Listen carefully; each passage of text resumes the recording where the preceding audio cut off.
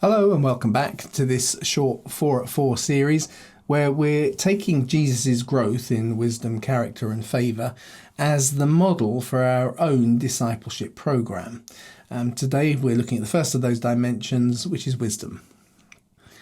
So as Jesus starts to gather some new disciples, he gives us the first mark of discipleship. If you take time in my words, then you really are my disciples. Great, fantastic, you're on the programme. But then he qualifies that with some fruit. You will know the truth, and the truth will set you free. Now, knowledge that is useful and effective is what we call wisdom. So you have this wisdom, and this wisdom itself is something that is liberating.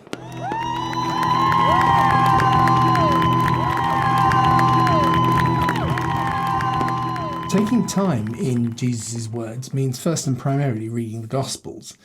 The written word about the living word that gives us the specific words that he spoke. The rest of the New Testament is more about the application of those words in a certain context, and the Old Testament gives and prepares us and gives us context to those words. But whatever we're reading, we want to do so conscious of the fact that we want to see Jesus. And we need to do it consciously requesting the Holy Spirit to help us. Jesus actually says the Holy Spirit will lead us into truth, which is part of the target of what we're doing at the moment. So let's ask him. And the New Testament actually tells us that the Spirit also testifies to Jesus while we're doing that. All good. Let's think about Daniel for a moment. The Bible calls Daniel the Rab Magi, the chief magi. It's a job that God has given him. It's a calling he has, which requires him to study all sorts of Babylonian esoterica, i.e. the kind of New Age hokum and mysticism that most Christians would wisely steer clear of. But Daniel's challenge is not unique. In my role pastorally supporting people in the workplace, I've known lawyers who are obliged to say no when they really mean yes, and yes when they really mean no. I knew a designer who had to sign off on a project which you would think of as being pornographic.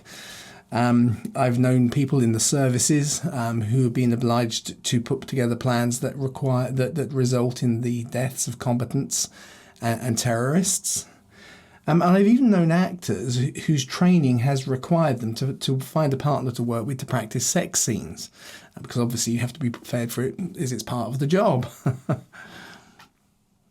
Every profession has its challenges to the words of Jesus, and navigating the moral maze does really require that wisdom to know the truth of what to do so that we don't get ensnared by the burdens of a broken and sullied world.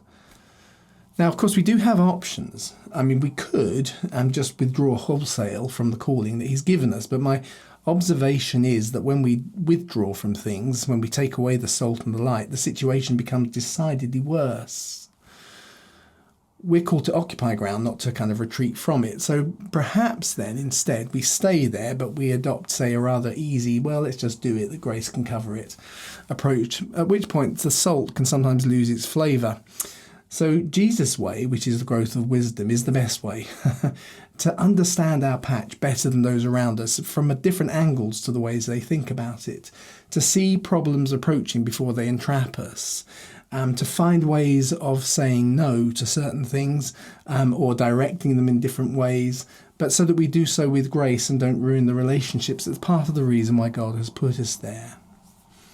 To be what it is that God calls us to be in the place we would rather not be sometimes. Well, no, maybe not. I like my job.